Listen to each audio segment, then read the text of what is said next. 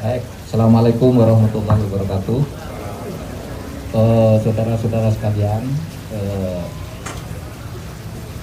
sore ini saya menyempatkan diri datang ke sini untuk melihat perkembangan terakhir dari peristiwa yang sudah dilihat dari banyak pejabat tadi, Kapolda sudah, kemudian Menkumham sudah, dan pejabat-pejabat lain. Hari ini saya ditemani oleh Dirjen Pemasyarakatan Pak Renhat. Ini ada juga Jampidum dari Kejaksaan Agung, kemudian ada Kakanwil Kementerian Hukum dan HAM Banten, ada Wakapolda, dan ada Wali Kota Tangerang. Jadi begini, saya nyampaikan 4 hal kecil. Pertama, saya mewakili pemerintah sekali lagi menyampaikan turut atau sangat berbelasungkawa, sangat berduka atas peristiwa yang menyebabkan tewasnya atau meninggalnya 41 warga binaan lapas ini di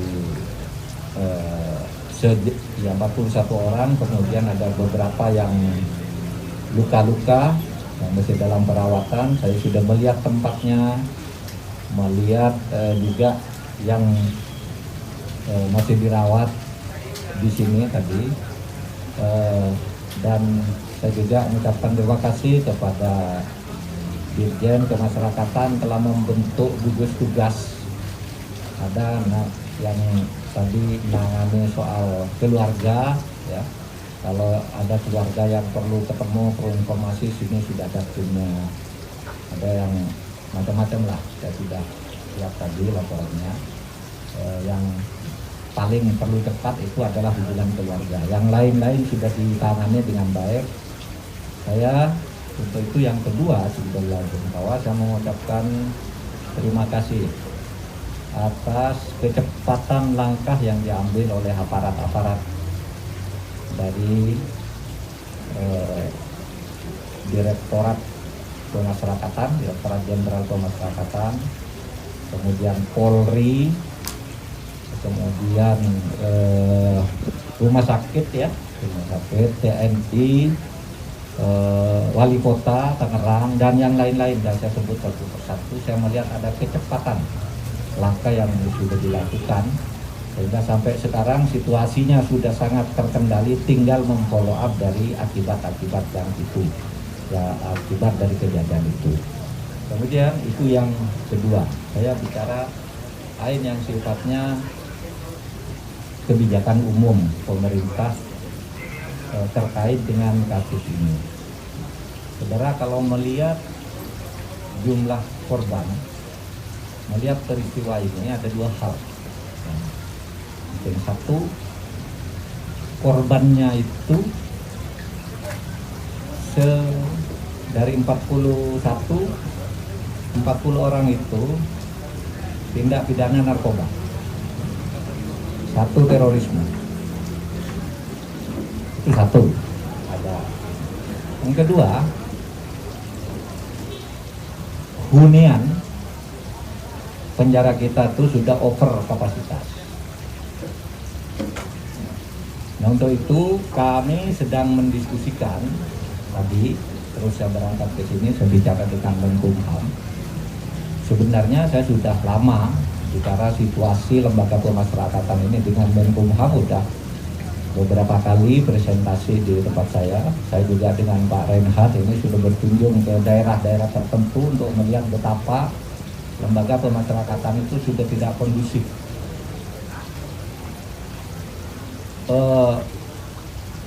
Lebih dari 200.000 narapidana atau warga binaan itu, separuhnya itu 50%-nya itu narkoba, kasus narkoba. Bayangkan satu kejahatan mendominasi 50%, sisanya kejahatan-kejahatan lain yang jumlahnya sedikit. Ini tentu ada sesuatu yang harus kita bicarakan lagi bagaimana menangani kejahatan narkoba dan memfollow up-nya di pengadilan dan memfollow up putusan pengadilan. Yang kedua, overkapasitas. Saya sudah berkeliling sejak tahun 2004 saya menjadi anggota DPR, berkeliling ke seluruh Indonesia melihat lapas-lapas kita itu, lapas-lapas kita itu penuh. Jadi satu kamar yang tidak terlalu luas tuh isinya bisa 20 orang, 30 orang. Terakhir saya bersama Pak Renhat ke Pasuruan, ada satu kamar hanya kecil gitu. Kamar yang tidak terlalu luas, isinya 40 orang. Dan itu semuanya narkoba. Nah, oleh sebab itu ada dua hal yang tadi saya bicarakan dengan Pak Menteri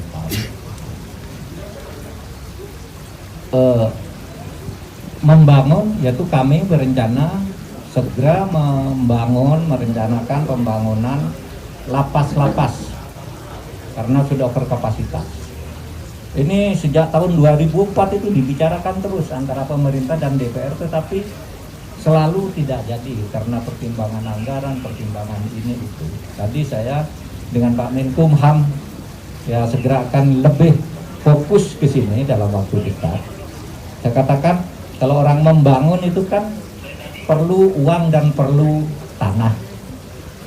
Saya katakan sudah, saya yang cari tanahnya, Anda perlu berapa ribu hektar, nanti kita cari biayanya. Dari mana ribuan hektar ini? Saya sudah bicara dengan Kementerian Keuangan tadi, tanah-tanah yang dari BLBI yang sekarang kami kuasai itu, oke, nanti kalau lembaga pemasyarakatan perlu berapa ribu hektar di seluruh Indonesia ini. Daripada apa? Tidak dirampas dari obligor-obligor atau debitur yang melakukan pembangkangan atas hutan. Itu satu, ya. Dan itu tidak terlalu sulit. Tinggal kami nanti mencari anggarannya. Lalu yang kedua, soal kasus narkoba ini mendominasi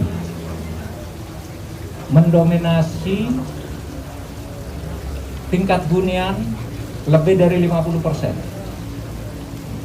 Apa yang terjadi di sini? Ternyata yang banyak di sini kasus narkoba itu adalah pengguna yang pada umumnya korban atau orang yang karena dalam banyak kasus itu terjebak bawa tas, ada orang masukkan barang ke sana, tangkap di sana. Itu banyak sekali. Ada orang di TV karena ngerti, tolong diantar ke sana, bawa, kena masuk penjara juga. Sehingga tadi saya berdiskusi dengan Pak Menkumham, bagaimana kita bicara yang orang yang oke lah, yang bandar-bandar itu jangan kita ini, tetaplah hukum sesuai vonis yang inkrah. Tapi yang korban-korban dan pengguna yang menjadi korban ini kita pikirkan apakah itu harus masuk lapas semua, apa tidak lebih bagus dengan selektif di direhabilitasi. Kan ada tuh tidak terbukti Anda atau pada tahap tertentu iya tapi ini adalah korban, rehabilitasi sehingga penjara itu tidak perlu terlalu penuh dengan itu. Karena kita tuh dulu kan namanya penjara di zaman Belanda tahun 50-an digagas, kalau gitu jangan pakai nama penjara, pakai lembaga pemasyarakatan. Tujuannya apa? Untuk memanusiakan manusia. Kalau ditumpuk-tumpuk gitu dengan penuh penderitaan gitu, kapan mau dimanusiakan, kapan mau dimasyarakatkan dengan baik. Nah, kita akan diskusikan lagi ini sehingga nanti akan lebih jelas bahwa visi pemasyarakatan kita itu memanusiakan kembali manusia yang tersesat karena tindak pidana agar bisa kembali ke masyarakat sebagai manusia normal, akan dibina pembinaan itu sudah dilakukan, tetapi karena itu terlalu banyak, itu sehingga tidak fokus, tidak terbagi beban-beban fungsinya, sehingga ya salah satu akibatnya terjadi peristiwa seperti ini. Tentu ada soal-soal lain, ya, tetapi itu salah satu akibat dari akumulasi permasalahan dua tadi. Saya kira itu dari saya. Saya persilakan kalau ada yang tanya.